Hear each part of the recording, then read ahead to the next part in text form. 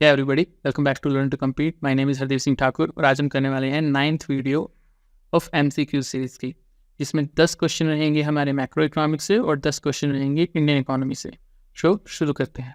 सबसे पहले last question जो हमने डिस्कस किया था पिछली वीडियो में, तो ये क्वेश्चन क्या कह रहा है, there is a need for diversification which involve not only a change in cropping pattern but also shift of workforce from agriculture to other allied activity. देखिए क्या होता है, रूरल एरिया में हमें पता है, रूरल एरिया में ज़्यादातर लोग जो है एग्रीकल्चर में लगे हुए हैं। बट एग्रीकल्चर में क्या प्रॉब्लम है कि एग्रीकल्चर में सीजनल अनएम्प्लॉयमेंट रहती है, यानी साल के कुछ ऐसे टाइम लोग अनएम्प्लॉयड रहते हैं जब उन्हें कोई काम नहीं होता। ठीक है, यानी कि आपने देखा होगा एक तो बुआई के टाइम और एक जब कटाई होती है, तो उसी टाइम भी लोगों के पास काम होता है और उसके बीच वाले पीरियड में लोग जो है वो अनएम्प्लॉयड रहते हैं, जो एग्रीकल्चर लेबर है वो अनएम्प्लॉयड रहती है। तो इस प्रॉब्लम को दूर करने के लिए 2 काम करने की जरूरत है। पहला, change in cropping pattern. Change in cropping pattern का क्या मतलब है, देखिए कुछ लोग ऐसे हैं जो साल में सिर्फ एक ही फसल उगाते हैं। ठीक है, अब एक फसल उगाई और उसके बाद जो टाइम पीरियड बचा साल का, वहाँ पे खेत खाली रहेंगे। ठीक है, वहाँ पे कोई दूसरी फसल उगाती नहीं, तो हमें क्रॉपिंग पैटर्न जो चेंज करने की जरूरत है, यानी एक से ज़्यादा फसल उगाने की जरूरत है। 2 या 3 फसलें अगर साल में उगाई जाएंगी तो लोगों को ज़्यादा टाइम साल में काम मिलेगा। इसके साथ साथ मान लीजिए आप फसल 2-3 टाइप की उगा भी रहे हैं, तब भी आपने फसल एक उगाई, उसकी बुआई करी और उसके बीच का टाइम जब वो बड़ी होगी, उसके बीच के टाइम पीरियड में फिर भी एग्रीकल्चर लेबर जो है वो खाली रहती है, या जो एग्रीकल्चर में काम कर रहे हैं लोग वो खाली रहते हैं जब तक कि उस फसल की कटाई नहीं होती। ठीक है, तो उसको दूर करने के लिए क्या है कि वर्कफोर्स को एग्रीकल्चर से शिफ्ट करना पड़ेगा उससे रिलेटेड एक्टिविटी में, और उसकी अलाइड एक्टिविटी कौन सी होती है, फॉर एग्जाम्पल हॉर्टिकल्चर मान लीजिए। ठीक है, हॉर्टिकल्चर क्या होता है, जिसमें हम सब्जियां उगाते हैं, फ्लावर्स उगाते हैं, तो ये सब किस में आता है, हॉर्टिकल्चर में आता है। इसके अलावा फिशरीज में आप लेबर को लगा सकते हैं, इसके अलावा पोल्ट्री में लगा सकते हैं, इसके अलावा डेयरी फार्मिंग में लगा सकते हैं, यानी दूध उत्पादन में लगा सकते हैं। तो ये सब किया जा सकता है अगर हमारी जो लेबर है वो एग्रीकल्चर के अलावा इन एक्टिविटी में, जो एग्रीकल्चर से रिलेटेड एक्टिविटी इसमें काम करेगी, तो उनके पास पूरे साल काम होगा। अब इसका रीज़न क्या दिया हुआ है, there is uncertainty of income in agriculture. Agriculture में क्या है, इनकम की अनसर्टेनिटी रहती है। देखिए एक तो ये कि वो सीजनली अनएम्प्लॉयड रहेंगे, दूसरी प्रॉब्लम ये भी है कि अगर मान लीजिए मौसम अच्छा नहीं रहा, अगर फसल अच्छी नहीं हुई तो उसकी वजह से क्या होगा, उनकी इनकम नहीं आ पाएगी उस साल। तो ये भी एक रीज़न है कि इनकम अनसर्टेनिटी रहती है, इनकम की सर्टेनिटी नहीं रहती, caused by factor like crop failure. मान लीजिए क्रॉप फेलियर हो गया, इरेगुलर रेनफॉल रहा या reduction in ground water table हो गया, तो इन सब की वजह से इनकम की अनसर्टेनिटी रह सकती है एग्रीकल्चर में। तो हमें क्या करना चाहिए, एग्रीकल्चर लेबर को क्रॉपिंग पैटर्न चेंज करने के साथ साथ एग्रीकल्चर वर्कफोर्स को हमें एग्रीकल्चर से रिलेटेड अलाइड एक्टिविटीज़ में भी लगाना चाहिए। तो ये असर्शन या रीज़न दोनों करेक्ट है और रीज़न करेक्ट एक्सप्लेनेशन दे रहा है इस असर्शन की। तो यहाँ पे जो आंसर हो जाएगा वो ऑप्शन ए हो जाएगा, यानी both assertion and reason are true and reason is the correct explanation of assertion.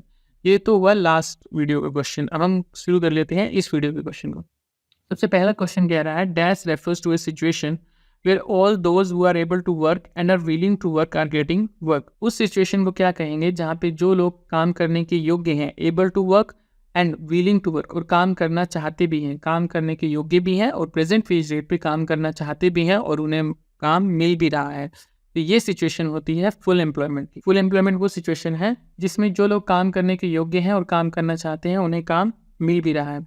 अब फुल एम्प्लॉयमेंट में भी 2 टाइप की अनएम्प्लॉयमेंट आती है। आपने कमेंट सेक्शन में लिख के बताना है कि वो कौन सी अनएम्प्लॉयमेंट है जो फुल एम्प्लॉयमेंट की सिचुएशन में भी रहती है। Question number 2, choose the correct statement from the option given below. इन ऑप्शन में से हमने करेक्ट स्टेटमेंट बतानी है। Balance of payment is in surplus when credit side balance is equal to debit side. देखिए जब credit side balance debit side balance के equal होता है, इसे बैलेंस्ड बीओपी कहते हैं। ओके, या फिर आप इसे बैलेंस ऑफ पेमेंट इक्विलिब्रियम भी कह सकते हैं।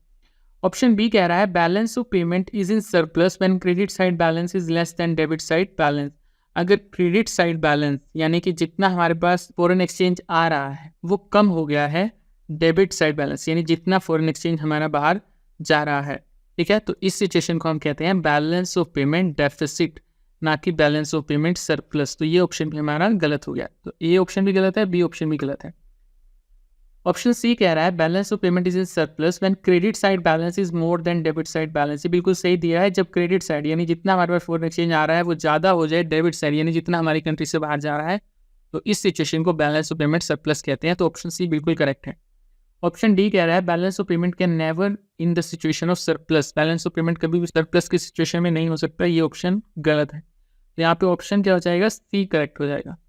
Next question, public goods are those goods and services that are collectively consumed by the public. ये बात बिल्कुल सही है, जो पब्लिक गुड होती है वो जनता के द्वारा कलेक्टिवली यानी मिलकर इकट्ठे कंज्यूम की जाती है। फॉर एग्जाम्पल मान लीजिए कहीं पे रोड बन गया, ठीक है, तो वो सब जनता के द्वारा एक साथ यूज़ किया जा सकता है, तो कलेक्टिवली कंज्यूम की जा सकती हैं। तो फर्स्ट स्टेटमेंट बिल्कुल करेक्ट है। सेकंड स्टेटमेंट कह रही है public goods are excludable and rivalous in nature. इसका क्या मतलब है? देखिए, एक्सक्लूडेबल वो गुड होती है जिसमें आप क्या कर सकते हैं, जिन लोगों ने पेमेंट नहीं करी, जिन लोगों ने उस सर्विस के लिए पे नहीं करा है, उन्हें आप मना कर सकते हैं उस सर्विस को यूज़ करने से। लेकिन पब्लिक गुड के केस में ऐसा नहीं होता। सरकार जो गुड्स प्रोवाइड करवाती है उसमें ऐसा नहीं है कि अगर आपने पे नहीं किया तो आपको वो यूज़ नहीं करने दिया जाएगा। फॉर एग्जाम्पल रोड है, अगर आपने रोड के लिए पे नहीं किया तो ऐसा नहीं है कि आप उसे यूज़ नहीं कर सकते, ठीक है। फॉर एग्जाम्पल स्ट्रीट लाइट है, ठीक है, अब गवर्नमेंट ने जो स्ट्रीट लाइट लगवाई है, ऐसा नहीं है कि आप उसे यूज़ नहीं कर सकते। अगर वो एक पर्सन को मिल रही है तो दूसरे पर्सन के लिए भी वो अवेलेबल होगी।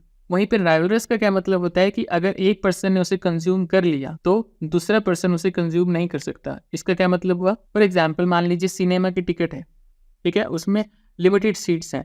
अगर एक पर्सन ने वो सीट ले ली तो वो दूसरा पर्सन उसे नहीं ले सकता, चाहे वो पे भी करना चाहे, ठीक है। यानी एक सीट एक पर्सन के लिए रिजर्व है। लेकिन पब्लिक गुड क्या होती है? पब्लिक गुड का मतलब है, फॉर एग्जाम्पल मान लीजिए कि स्ट्रीट लाइट है, ठीक है, तो ऐसा तो नहीं है कि एक पर्सन ने वो स्ट्रीट लाइट यूज़ कर ली तो दूसरा पर्सन उसे यूज़ नहीं कर सकता। तो ये नॉन राइवल होती हैं, ठीक है, राइवल नहीं होती। तो जो गुड नॉन एक्सक्लूडेबल हो, यानी कि ऐसा नहीं है कि एक ही पर्सन उसे यूज़ करेगा जिसने पे किया है, दूसरा उसे यूज़ नहीं कर सकता। पब्लिक गुड नॉन एक्सक्लूडेबल होती है, आप किसी को मना नहीं कर सकते यूज़ करने से। और साथ ही साथ पब्लिक गुड नॉन राइवल भी होती हैं, यानी अगर एक पर्सन ने यूज़ कर ली तो इसका मतलब ये नहीं है कि दूसरे पर्सन के लिए वो चीज़ खत्म हो गई, दूसरा पर्सन भी उसे यूज़ कर सकता है। अब इसके साथ साथ अगर हम प्राइवेट गुड की बात करें तो प्राइवेट गुड जो होती है वो एक्सक्लूडेबल भी होती है, यानी जिसने पे किया है सिर्फ वही उसे यूज़ करेगा, और वो राइवल भी होती है नेचर में। राइवल का मतलब ये है, जैसे हमने सिनेमा टिकट की बात करी, यहाँ पे आप थिएटर में अगर जा रहे हैं तो थिएटर में क्या है, एक सीट जो है वो एक ही पर्सन के लिए है, तो एक ने अगर यूज़ कर ली तो दूसरा उसे यूज़ नहीं कर सकता, तो वो राइवल भी होती है नेचर में। तो प्राइवेट गुड एक्सक्लूडेबल भी होगी, राइवल भी होगी। गवर्नमेंट गुड जो है, पब्लिक गुड जो है, वो नॉन एक्सक्लूडेबल होती है और नॉन राइवल होती है।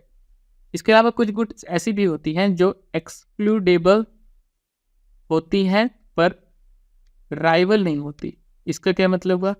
फॉर एग्जाम्पल आपका केबल टीवी का कनेक्शन है, ठीक है, अब उस केबल टीवी के कनेक्शन में क्या है, अगर आपने उसके लिए पे नहीं किया तो आप उसमें से एक्सक्लूड हो सकते हैं, यानी आपको वो सर्विस फिर नहीं मिलेगी, आप एक्सक्लूड हो सकते हैं अगर आपने पे नहीं किया। लेकिन वो नॉन राइवल है। नॉन राइवल का मतलब है ऐसा नहीं है कि एक ने टीवी कनेक्शन ले लिया और दूसरा बंदा उससे यूज़ नहीं कर सकता। अगर दूसरा बंदा भी उसके लिए पे करेगा तो वो भी उस टीवी कनेक्शन को यूज़ कर सकता है। इसी तरह वाईफाई लगा लीजिए, अगर किसी रेस्टोरेंट में वाईफाई लगा है, वहाँ पे एक्सक्लूड आप कर सकते हैं किसी पर्सन को यूज़ करने से, यानी जिसने पे किया है रेस्टोरेंट में वही उसे यूज़ करेगा। तो एक्सक्लूडेबल वो हो सकता है पर वो नॉन राइवल है। ऐसा नहीं है कि एक पर्सन ने वो नेट यूज़ कर लिया वाईफाई का तो दूसरा नहीं कर सकता यूज़, ठीक है, तो वो नॉन राइवल होती हैं। इन्हें हम क्लब गुड कहते हैं, ओके। इसी तरह एक गुड होती है कॉमन गुड। अब कॉमन गुड का क्या एग्जाम्पल है? कॉमन गुड का एग्जाम्पल है, फॉर एग्जाम्पल फिशरीज आप करने जाते हैं। कॉमन गुड के केस में क्या होता है कि ये नॉन एक्सक्लूडेबल है। कहीं पे रिवर है या कहीं पे समुद्र में आप फिशिंग कर रहे हैं तो वो नॉन एक्सक्लूडेबल है। ऐसा नहीं है कि उसके लिए पे करने की जरूरत है, आप किसी को रिजेक्ट नहीं कर सकते, मना नहीं कर सकते कि यहाँ पे आप फिशिंग नहीं करेंगे, ठीक है। लेकिन ये राइवलस होती है नेचर में। राइवलस का मतलब क्या है, किसी ने एक फिश ले ली तो दूसरे के लिए फिश कम हो जाएंगी, है ना, तो ये राइवलस नेचर की है। तो 4 टाइप की हमने गुड करी यहाँ पे। पहली थी पब्लिक गुड जो नॉन एक्सक्लूडेबल है एंड नॉन राइवल है। दूसरी गुड हमने करी प्राइवेट गुड जो एक्सक्लूडेबल भी है एंड राइवल भी है। तीसरी गुड हमने करी क्लब गुड जो एक्सक्लूडेबल है बट नॉन राइवल है, जैसे कि केबल टीवी कनेक्शन जो है। फोर्थ हमने करी कॉमन गुड जो नॉन एक्सक्लूडेबल है बट राइवल है। For example fisheries, for example water resources, यानी अगर आपने पानी ले लिया किसी कुएं से या किसी तालाब से तो दूसरे पर्सन के लिए उतना पानी कम हो जाएगा, तो वो राइवल है नेचर में। तो ये 4 टाइप की गुड होती हैं। अब यहाँ पे बात की गई है पब्लिक गुड की, और ये कह रहा है पब्लिक गुड एक्सक्लूडेबल भी होती है, राइवल्स भी होती है, जबकि हमने पढ़ा है पब्लिक गुड नॉन एक्सक्लूडेबल होती है और नॉन राइवल होती है। तो ये स्टेटमेंट इनकरेक्ट हो जाएगी, जबकि फर्स्ट स्टेटमेंट करेक्ट है। तो इसका आंसर हो जाएगा ऑप्शन सी, यानी statement 1 is true but statement 2 is false. Question number 4 कह रहा है 2 फ्रेंड्स हैं, Meera and Sindhu, and they are discussing about exchange rate system. Exchange rate system को डिस्कस कर रहे हैं वो। Under this system the exchange rates are determined by the market forces of demand and supply. अभी इस एक्सचेंज रेट सिस्टम में exchange rate कैसे decide किया जाता है? मार्केट फोर्सेस द्वारा डिसाइड किया जाता है। हाउएवर, जबकि deliberate effort are made by the competent authority, जानबूझकर कॉम्पिटेंट अथॉरिटी द्वारा एफर्ट लगाए जाते हैं to keep the exchange rate. ये आपको क्लियर नहीं दिख रहा होगा तो अपना रेजोल्यूशन जो है बढ़ा लीजिएगा वीडियो का। To keep the exchange rate within a specific range, यानी कि मार्केट फोर्सेस द्वारा भी प्राइस डिसाइड किए जा रहे हैं एक्सचेंज रेट के, और साथ ही साथ जो हमारी कॉम्पिटेंट अथॉरिटी है, जैसे इंडिया के केस में अगर हम लगाएं तो आरबीआई जो है वो डेलिब्रेट एफर्ट लगा के एक्सचेंज रेट को एक स्पेसिफिक रेंज के अंदर रखता है। तो ये किस एक्सचेंज रेट सिस्टम की बात हो रही है? Fix exchange rate system, floating exchange rate system, manage floating exchange rate system, या manage fix exchange rate system? ये बात हो रही है manage floating exchange rate system की। ठीक है, फ्लोटिंग एक्सचेंज रेट भी है इसमें, जिसमें हम मार्केट फोर्सेस द्वारा एक्सचेंज रेट डिसाइड करते हैं। साथ ही साथ मैनेज भी इसे हम क्यों कह रहे हैं? क्योंकि आरबीआई भी इसमें इंटरफेयर करके बार बार एक्सचेंज रेट को मेंटेन रखता है। तो इसे हम manage floating exchange rate system कहते हैं, जिसे हम डर्टी फ्लोटिंग भी कहते हैं। Next question, which of the following function of the central bank is shown below. यहाँ पे आरबीआई दिखाया हुआ है और यहाँ पे साथ में करेंसी दिखाई हुई है। तो ये कौन सा फंक्शन है आरबीआई का? इश्यूअर ऑफ करेंसी, यानी आरबीआई करेंसी इशू करता है, यही फंक्शन है आरबीआई का जो यहाँ पे शो किया गया है। तो इसमें कुछ डिस्कस करने वाली बात नहीं है। क्वेश्चन नंबर 6 कह रहा है the value of APS is 0.2। APS हमें दिया हुआ है 0.2, और एपीएस किसके इक्वल होता है? Saving upon income. National income हमें दी हुई है 4000 करोड़, यानी वाई हमें दे दिया है इन्होंने 4000 करोड़। कंजम्पशन की वैल्यू हमसे पूछी है। देखिए एपीएस हमें पता है 0.2 दिया है, जो कि इक्वल होता है सेविंग अपॉन इनकम के, और इनकम क्या है? 4000 करोड़। अब इसे अगर हम इस साइड ले जाए तो सेविंग किसके इक्वल हो जाएगी? 0.2 इंटू में 4000, ये पॉइंट हटेगा, ये जीरो से कट जाएगा, ये हो जाएगा 800। अब 800 करोड़ है हमारी सेविंग, इनकम है हमारी 4000 करोड़, कंजम्पशन क्या हो जाएगा? 4000 माइनस 800 इज इक्वल टू में 3200 करोड़, यानी कि ऑप्शन बी यहाँ पे करेक्ट आंसर हो जाएगा। क्वेश्चन नंबर 7 कह रहा है money was evolve to remove the problem of barter exchange system. ये बिल्कुल सही है, मनी क्यों इवॉल्व की गई थी? बार्टर एक्सचेंज रेट सिस्टम की कमियों को दूर करने के लिए। Find the correct sequence of evolution of money concept. अब हमने इस करेक्ट सीक्वेंस बताना है कि पहले पेपर मनी आई थी, या मेटलिक मनी आई थी, प्लास्टिक मनी आई थी, या डिजिटल मनी आई थी। देखिए हमें पता है पहले सबसे पहले कौन सी मनी चलती थी? मेटलिक मनी चलती थी, तो सबसे पहले नंबर पे ये आ जाएगा। फिर उसके बाद पेपर करेंसी आई तो दूसरे नंबर पे ये आ जाएगा। फिर तीसरे नंबर पे प्लास्टिक मनी आई, जैसे डेबिट कार्ड, क्रेडिट कार्ड, और फोर्थ नंबर पे अब आरबीआई ने डिजिटल करेंसी भी लॉन्च कर दी है, जिसका नाम है CBDC, central bank digital currency. ठीक है, तो क्या हो जाएगा इसका आंसर? 3124, जो कि ऑप्शन डी में दिया हुआ है। 3124 हमारा correct answer. Next question, suppose that the balance of trade of a nation exhibit a surplus of 20,000 crore. Balance of trade surplus दिया हुआ है हमें 20,000 crore. The import of merchandise of the nation is half of the export of merchandise to the rest of the world. देखिए balance of trade की बात हो रही है, तो यानी कि विजिबल गुड की बात हो रही है, जिसे हम मर्चेंडाइज भी कहते हैं। ठीक है, अब जो इम्पोर्ट किया जा रहा है यानी मर्चेंडाइज का, वो क्या है? हाफ है एक्सपोर्ट के। मान लेते हैं हम कि एक्सपोर्ट जो है वो x करोड़ है। ठीक है, तो इम्पोर्ट कितना हो जाएगा? इम्पोर्ट हो जाएगा x/2 करोड़, और हमें दिया हुआ है balance of trade surplus 20,000 crore. और हमें पता है बैलेंस ऑफ ट्रेड सरप्लस में कब होगा? जब एक्सपोर्ट ज़्यादा होता है इम्पोर्ट से। और आप यहाँ देख भी सकते हैं एक्सपोर्ट अगर x है, इम्पोर्ट उसका हाफ है।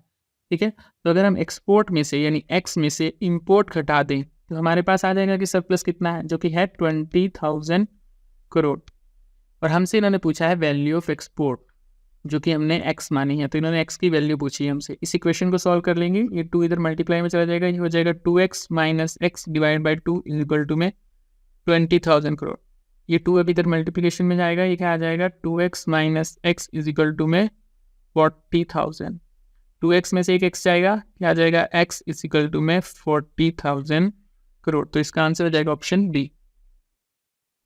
क्वेश्चन नंबर 9 क्या है, dividends receive from public sector undertaking are a part of the government. देखिए गवर्नमेंट की जो इन्वेस्टमेंट है पब्लिक सेक्टर अंडरटेकिंग में, उससे जो डिविडेंड मिल रहा है तो वो इनमें से किसका पार्ट है। ओके देखिए पहली बात तो ये है कि डिविडेंड गवर्नमेंट को रिसीव हो रहा है तो वो एक्सपेंडिचर का पार्ट तो नहीं होगा, वो रिसीट का पार्ट होगा। ओके अब ये ऑप्शन दिया हुआ है हमें कैपिटल रिसीट। कैपिटल रिसीट किसे कहते हैं, या तो जिसकी वजह से कोई लाइबिलिटी क्रिएट हो यानी देयता क्रिएट हो, गवर्नमेंट ने कहीं पैसे देने हो, उधार क्रिएट हो रहा है, या वो किसी वजह से एसेट में रिडक्शन कर रहा हो। ठीक है अब ये जो गवर्नमेंट को डिविडेंड मिल रहा है यानी गवर्नमेंट ने कहीं पे इन्वेस्टमेंट करी हुई है, उससे उसको पैसे आ रहे हैं, रिटर्न आ रहे हैं, तो ना तो इसकी वजह से कोई गवर्नमेंट के लिए लाइबिलिटी क्रिएट हो रही है, ना कोई एसेट में रिडक्शन हो रहा है। ऐसा तो है नहीं गवर्नमेंट कोई एसेट को बेच के पैसा लेके आ रही है, तो ये कैपिटल रिसीट भी नहीं है। अब ये देखने वाली बात है ये टैक्स रिसीट है कि नॉन टैक्स रिसीट है। अब देखिए गवर्नमेंट को प्रॉफिट हो रहा है, जो डिविडेंड आ रहा है गवर्नमेंट के पास, तो वो टैक्स तो होगा नहीं, तो ये टैक्स रिसीट भी बाहर हो गया, तो ये कौन सा आंसर हो जाएगा इसका, नॉन टैक्स रेवेन्यू रिसीट हो जाएगा। Question number 10, find the missing figure and choose the correct alternative. इसमें हमने मिसिंग फिगर ढूंढना है। सबसे पहला ऑप्शन दिया हुआ है हमें जीडीपी डिफ्लेटर निकालना है हमने। नॉमिनल जीडीपी 3500 है और रियल जीडीपी 6000 है। हमें पता है जीडीपी डिफ्लेटर किसके इक्वल होता है, नॉमिनल जीडीपी जो कि 3500 है डिवाइड बाय रियल जीडीपी जो कि 6000 है। ठीक है मल्टीप्लाई में 100, तो 3500 डिवाइड बाय 6000 मल्टीप्लाई में 100 किसके इक्वल हो जाएगा, 2 जीरो से 2 जीरो गई, 1 से गई, 350 को अगर हम 6 से डिवाइड करें तो ये बन जाएगा 58.33%, जो कि ऑप्शन सी में दिया हुआ है। तो यहीं से हमें पता लग गया। फिर भी हम बाकी ऑप्शन भी निकाल लेते हैं, एक बार स्क्रीन क्लियर कर लेते हैं इसकी। तो फर्स्ट आ गया है हमारे पास 58.33%। अब हमने निकालना है रियल जीडीपी। नॉमिनल जीडीपी हमें 4000 दी हुई है और जीडीपी डिफ्लेटर 50%, और हमें पता है जीडीपी डिफ्लेटर यानी 50 इज इक्वल टू किसके इक्वल हो जाएगा, nominal GDP divide by real GDP हमें निकालनी है, मल्टीप्लाई में 100। ये रियल जीडीपी अगर इस साइड ले जाए 50 को नीचे ले आए तो रियल जीडीपी किसके इक्वल आ जाएगा, ये आ जाएगा 4000 डिवाइड बाय 50 मल्टीप्लाई में 100। ये 0 से 0 गया, 5 को 2 से गया, ये 10, ये आ जाएगा 8000। तो ये भी हमारा सेकंड ऑप्शन आंसर आ गया। पर उसने पूछा है नॉमिनल जीडीपी और हमें पता है nominal GDP divide by real GDP कितनी है 7500 मल्टीप्लाई में 100 is equal to GDP deflator जो कि दिया हुआ है 66.67%। तो नॉमिनल जीडीपी आ जाएगी हमारे यहाँ से, ये 7500 मल्टीप्लाई में चला जाएगा 66.67 मल्टीप्लाई में 7500 डिवाइड बाय 100, ये पॉइंट हटेगा, एक और 100 आ जाएगा, 2 जीरो से 2 जीरो जाएंगी, 6667 को 75 से मल्टीप्लाई करेंगे, ये हमारे पास आ जाएगा 525 डिवाइड बाय 100, या 100 से यहाँ पे लगाएंगे तो हमारे पास आ जाएगा 5000.25 जो कि लगभग 5000 के इक्वल है। नेक्स्ट ऑप्शन पूछा है हमसे जीडीपी डिफ्लेटर पूछा है जो कि nominal GDP divide by real GDP हो जाएगा, यानी 2000 डिवाइड बाय 2500 मल्टीप्लाई 100, 2 जीरो से 2 जीरो गई, 25 से 8 पे 200 गया और ये 80 आ जाएगा हमारे पास आंसर। ये इसका आंसर करेक्ट आ गया हमारे पास ये ऑप्शन। तो ये थे अब तक के 10 क्वेश्चन मैक्रो इकोनॉमिक्स से। अब हम करेंगे 10 क्वेश्चन फ्रॉम इंडियन इकोनॉमी। सबसे पहला क्वेश्चन कह रहा है prior to India's independence the stagnation in the agriculture sector was mainly caused by. Indian independence से पहले जो इंडिया का एग्रीकल्चर सेक्टर स्टैग्नेटेड था, रुका हुआ था, उसका मेन कारण क्या था, इन्वेस्टमेंट इन टेक्नोलॉजी। देखिए टेक्नोलॉजी में इन्वेस्टमेंट तो उस टाइम नहीं हो रही थी, तो ये गलत है। Investment in agriculture facility, investment भी नहीं हो रही थी एग्रीकल्चर फैसिलिटी में, तो ये भी गलत है। एडवांस्ड एग्रीकल्चर फैसिलिटीज़ थी उस टाइम, ये भी गलत है। लैंड सेटलमेंट सिस्टम जिसे जमींदारी सिस्टम हम कहते हैं, ये मेन रीज़न था कि हमारा एग्रीकल्चर सेक्टर रुका हुआ था इंडिया के इंडिपेंडेंस से पहले। जमींदारी सिस्टम में क्या होता था कि ब्रिटिश गवर्नमेंट जो है वो जमींदार से क्या लेती थी, टैक्स लेती थी, और वो जमींदार कल्टीवेटर से टैक्स लेते थे। ठीक है, तो कल्टीवेटर जितना ज़्यादा फसल उनकी होगी उतना ही ज़्यादा जमींदार को उन्हें टैक्स पे करना पड़ेगा, इसलिए ये एग्रीकल्चर की प्रोडक्शन इंक्रीज़ करने पे ध्यान नहीं देते थे, और यही रीज़न है कि हमारे एग्रीकल्चर सेक्टर की जो प्रोडक्शन थी वो स्टैग्नेटेड थी, रुकी हुई थी। तो इसका आंसर हो जाएगा ऑप्शन डी। नेक्स्ट क्वेश्चन कह रहा है national bank for agriculture and rural development यानी नाबार्ड जो है वह सेटअप इन 1982, जो कि 1982 में सेटअप किया गया था as a dash body to coordinate the activity of all institution involve in the rural financing system तो रूरल फाइनेंसिंग सिस्टम से रिलेटेड जितने भी इंस्टीट्यूशन हैं, चाहे कोऑपरेटिव बैंक हैं, चाहे माइक्रो क्रेडिट प्रोग्राम जो चल रहे हैं, चाहे आरआरबी हैं, तो उनको कोऑर्डिनेट करने के लिए नाबार्ड को इस्टेब्लिश किया गया था 1982 में एज ए डैश बॉडी। और डैश बॉडी कौन सी है? वो एपेक्स इंस्टीट्यूशन था जो वो इस्टेब्लिश किया गया था इसे, ठीक है। तो 1982 में as a apex institution NABARD को बनाया गया ताकि वो रूरल फाइनेंसिंग के सारे फंक्शंस को देख सके। नेक्स्ट क्वेश्चन है, it is an economic phenomena in which an economy grow without maintaining और declining its level of employment. तो ऐसी इकोनॉमिक फिनोमिना जिसमें आपकी इकोनॉमी तो ग्रो कर रही है पर वो जो एम्प्लॉयमेंट का लेवल है ना तो उसे मेंटेन कर पा रहे हैं, या तो फिर वो एम्प्लॉयमेंट लेवल डिक्लाइन हो रहा है। तो या तो हम उसे मेंटेन ना कर पा रहे हैं एम्प्लॉयमेंट लेवल को, या फिर वो डिक्लाइन हो रहा हो। तो ऐसे इकोनॉमिक फिनोमिना को आप क्या कहेंगे? For example, when the economy expand without creating new job, unemployment stay persistently high. यानी इकोनॉमी आपकी ग्रो कर रही है without creating new jobs, new job create करे बिना, और अनएम्प्लॉयमेंट रेट जो है वो बहुत ज़्यादा हाई है। तो इस सिचुएशन को क्या कहेंगे? तो आप देख सकते हैं यहाँ पे हमारी इकोनॉमी जो है वो ग्रो कर रही है, यानी जीडीपी हमारी ग्रो कर रही है बट एम्प्लॉयमेंट ग्रो नहीं कर रही। यूजली क्या देखा जाता है कि इकोनॉमी में ज़्यादा गुड्स एंड सर्विसेज बन रही हैं तो आपकी जीडीपी ग्रो करेगी, ठीक है। अब गुड्स एंड सर्विसेज क्रिएट हो रही हैं बट एम्प्लॉयमेंट क्रिएट नहीं हो रही। इसका मतलब यह हुआ कि आपकी जो गुड्स एंड सर्विसेज क्रिएट हो रही हैं उसमें ज़्यादातर मशीनरी वर्क कर रही है, ना कि लेबर, ठीक है। तो मशीनरी के द्वारा गुड्स एंड सर्विसेज क्रिएट की जा रही हैं और जिसकी वजह से जीडीपी इंक्रीज हो रही है, एम्प्लॉयमेंट इंक्रीज नहीं हो रही। तो इसे हम कहते हैं जॉबलेस ग्रोथ की सिचुएशन। इसके बारे में हमने पढ़ा है एम्प्लॉयमेंट वाले चैप्टर में इंडियन इकोनॉमी के। तो इसका आंसर हो जाएगा ऑप्शन ए। क्वेश्चन नंबर 21 कह रहा है, which of the following were reason of slow growth rate in Pakistan. Pakistan में स्लो ग्रोथ रेट के क्या रीजन थे? रिलायंस ऑन रेमिटेंस, ये बिल्कुल सही है। पॉलिटिकल इंस्टेबिलिटी, ये भी बिल्कुल सही है। Growing dependence on foreign loan, foreign loan पे पाकिस्तान की डिपेंडेंस जो है वो बढ़ती जा रही थी, ये भी बिल्कुल करेक्ट आंसर है। तो इसका आंसर हो जाएगा option D 1, 2 and 3। Next question, तनवा was a project initiated in late 1980s in Gujarat to train women in latest agriculture technique and in organic farming। तनवा जो प्रोजेक्ट था वो गुजरात में स्टार्ट नहीं किया गया था, ये तमिलनाडु में स्टार्ट किया गया था। तो ये जो तनवा प्रोजेक्ट 1980s में गुजरात में दिया हुआ है, ये आंसर गलत हो जाएगा। स्टेटमेंट 1 हमारी इनकरेक्ट है क्योंकि ये प्रोजेक्ट तमिलनाडु में स्टार्ट किया गया था और तनवा की फुल फॉर्म थी तमिलनाडु वुमेन। तो वुमेन्स को तमिलनाडु में लेटेस्ट एग्रीकल्चर टेक्निक सिखाने के लिए रिलेटेड टू ऑर्गेनिक फार्मिंग ये प्रोजेक्ट शुरू किया गया था 1980s में। सेकेंड स्टेटमेंट हमें कह रही है, government maintain MSP policy in order to safeguard the interest of farmer. ये बिल्कुल सही है। गवर्नमेंट मिनिमम सपोर्ट प्राइस क्यों डिक्लेयर करती है? ताकि फार्मर्स का भला हो सके, ठीक है। In order to safeguard the interest of the farmer. तो सेकेंड स्टेटमेंट हमारी करेक्ट है, फर्स्ट स्टेटमेंट इनकरेक्ट है। तो इसका आंसर हो जाएगा option D. Statement second is true, statement 1 is false. Question number 23 कह रहा है, identify the correct sequence alternative given in column 2 by matching them with respect to column 1। Column 1 और column 2 में जो टर्म्स दी गई हैं उनको हमने मैच करना है। Share of service sector is the highest. Service sector का शेयर जो है वो सबसे ज़्यादा हाईएस्ट है, चाइना में भी, इंडिया में भी, पाकिस्तान में भी। तो ए का जो आंसर हो जाएगा वो 3 हो जाएगा, जो कि आप ऑप्शन सी में देख सकते हैं। Around 45% of the population is engage in agriculture sector. Agriculture sector में सबसे ज़्यादा एम्प्लॉयमेंट कौन दे रहा है? इंडिया और पाकिस्तान दे रहा है, जबकि जीडीपी में सबसे ज़्यादा कंट्रीब्यूशन किसका है? यहाँ पे सर्विस सेक्टर का है, ठीक है। लेकिन अभी भी एम्प्लॉयमेंट जो है इंडिया और पाकिस्तान में सबसे ज़्यादा कौन प्रोवाइड करता है? Agriculture sector. The growth rate was lowest in 1980s। 80s में सबसे लोवेस्ट ग्रोथ रेट थी इंडिया की। हमें पता है उस टाइम पाकिस्तान की ग्रोथ रेट भी अच्छी थी, लेकिन इंडिया की ग्रोथ रेट 1980s में बहुत कम थी। फर्टिलिटी रेट इज़ लो, कहाँ पे है? चाइना में फर्टिलिटी रेट लो है। उसका क्या रीज़न है? वन चाइल्ड पॉलिसी, जो कि 1980 में इसके द्वारा स्टार्ट की गई थी। 2016 में इन्होंने इसे बंद भी कर दिया था कम्प्लीटली। फर्टिलिटी रेट लो है चाइना में इसी रीज़न से, वन चाइल्ड पॉलिसी की वजह से। तो ए का हो गया थर्ड, बी का हो गया फर्स्ट, सी का हो गया फोर्थ और डी का हो गया सेकेंड। तो इसका आंसर हो जाएगा option C 3, 1, 4, 2। Next question, the environment perform 4 vital functions. Environment जो है 4 इंपॉर्टेंट फंक्शन परफॉर्म करता है। The environment is able to perform this function without any interruption as long as the demand on this function is within its carrying capacity. और जो environment है ये function तब तक परफॉर्म करता रहता है जब तक डिमांड जो है विद इन इस कैरिंग कैपेसिटी हो, यानी इसकी कैरिंग कैपेसिटी के अंदर हो।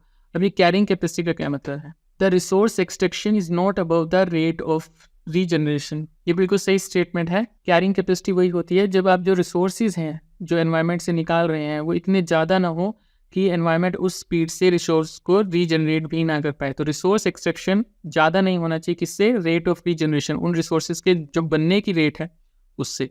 तो ऑप्शन 1 जो है वो करेक्ट है, उसे हम कैरिंग कैपेसिटी कहते हैं। Waste generated are beyond the absorptive capacity of the environment, ये गलत है।